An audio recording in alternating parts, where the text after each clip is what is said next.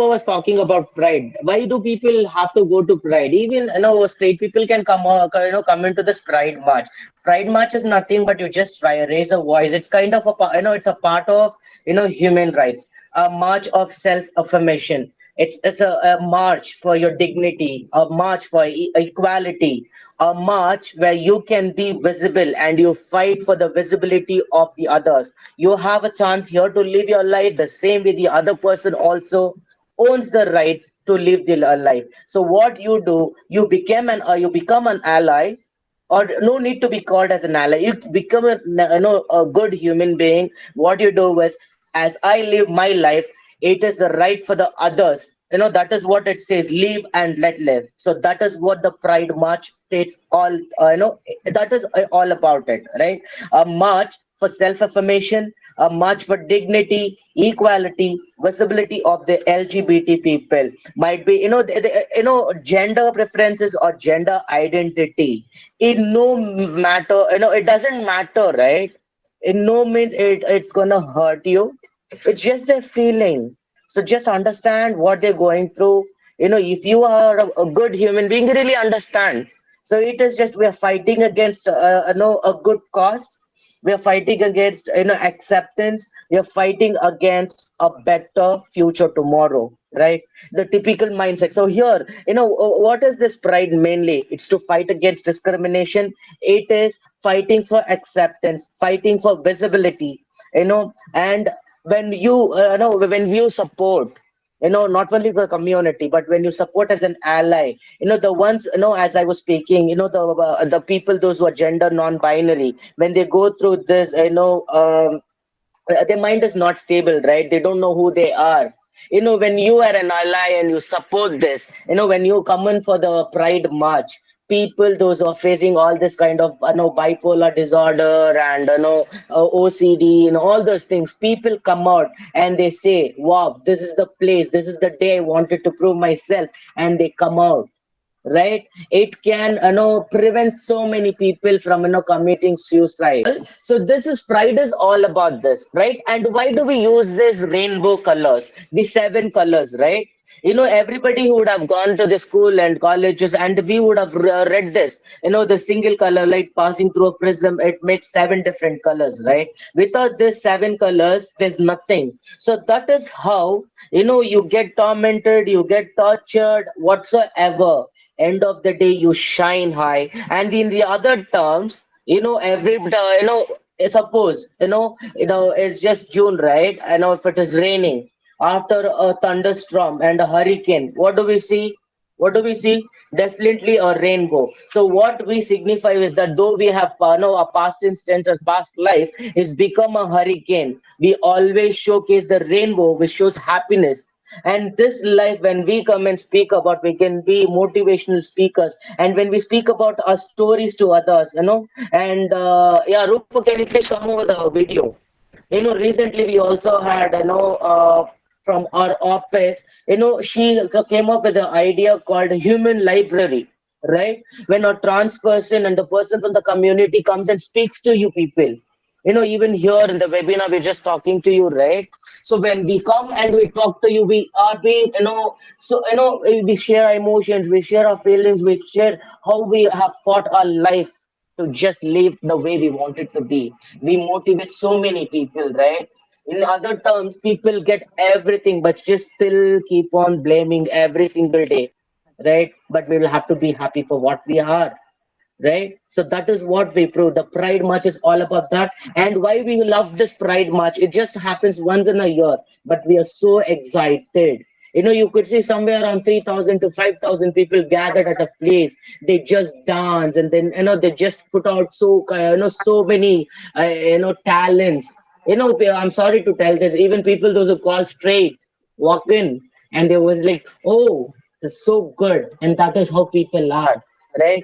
And how did this pride started? It was a story in the year 1969, which happened in New York at a pub called Stonewall Inn.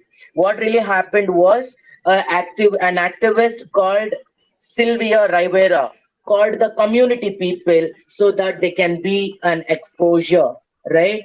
and there can be acceptance. But what happened was, we are living in the 21st, century. Now only we face these many, discrimination, hatred.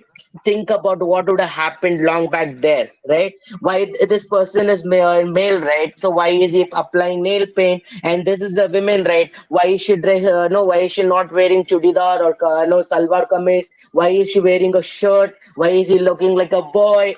So all these kind of talks were there, and then the police had, had a raid there, and all these people were tortured, tormented, and from then is where it just become a talk, and then people started supporting the community. And what happens is, end of the day, India is being LGBT friendly country, and this year I'm so excited to see so many organizations, individuals, so many schools, so many colleges, they accepted the community. They all they think is that we have to live with equality in life, right? Recently, we also have, in our workplace, we also have something called as employment engagement activity. We went to, paint a school, government school. And the government school, we, not the kind of government schools which we had seen in the past, but this government school is so good. And I could see, Ardhanari, a picture of a Ardhanari, where we have painted and says that, all it matters is your decision and your feeling. It doesn't matter who you are, right? So if those, if typical mindset people change, everybody can live a happy life. And here is the importance of ally, right? It's not like you have to be an ally, you just have to come out, attend webinars, do this. No, just create a safe space, just create that safe space. See, you will all have to do is just make sure the other person, it's just not for the community. Being Rupa a single mother, as she also said, right? Oh, why are you supporting the community? Most of the time, what people think, I'm very close, close to Rupa, and Rupa is very close to me. They think we are partners, but that's not true, right? Let people talk shit. We are not really worried about it. End of the day, we know who we are as a person, right? End of the day, even though people, there's also the word which, proverb which people say: if you can do good to somebody, please do. If you cannot, it's better to keep a gob shut. I'm sorry to tell this word. If we cannot help somebody, let us just be quiet. Let us for respecting and supporting these people. But why would we have to commend them and also commend the other person? Are you straight? Are you from the community? What is all this? So this is the kind of people. But now people are getting changed. So let us make a change and let us, create a difference, right? And I also have Yeah, to talk about how these changes are taking place. Is your question, right, Mr. Phillips? When, yeah, how yeah. do we understand this? So first and foremost thing, the person who is undergoing this gender dysphoria makes themselves isolated.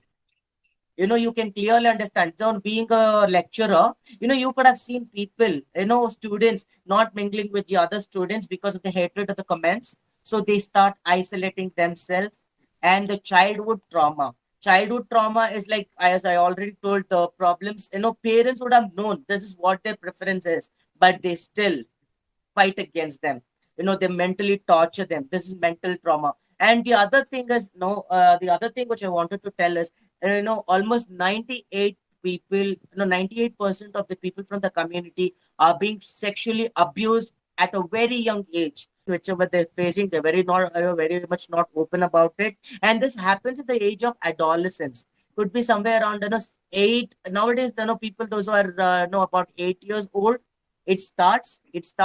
And most of the people put a fake identity as gays and, lesbians, and, gender non-binary, cross dresses, because when they change the gender, it's really tough. The society doesn't let you live your life safe, and there's a lot of discriminations you have to face. Unless until you're very strong and determined about this transitioning, you're not supposed to transition, is what I always also tell people, right? And the challenges faced.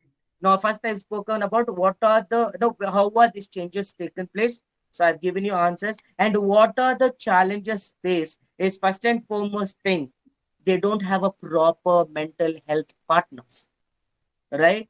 Being an NGO, what you can do is you can just send out posters. We have social medias. Being a organization, you can just post mental health aids provided. So what you can do is you can provide free mental aids. And being Felix sir is also a good person. Where he's been a psychologist, professor, lecturer, and he gives free psychology classes to people. They makes their the spirit is made strong, right? And the unsecure feeling, if we had to open up. So if I could, there's so many people, they walk up to us in the community also, they say, oh, I've come here as an ally, but you know what, even I'm from the community. So what happens here is the unsecured feeling. This the community will be better. So that's all about my, from my end. And if you people would really have questions, you can go ahead.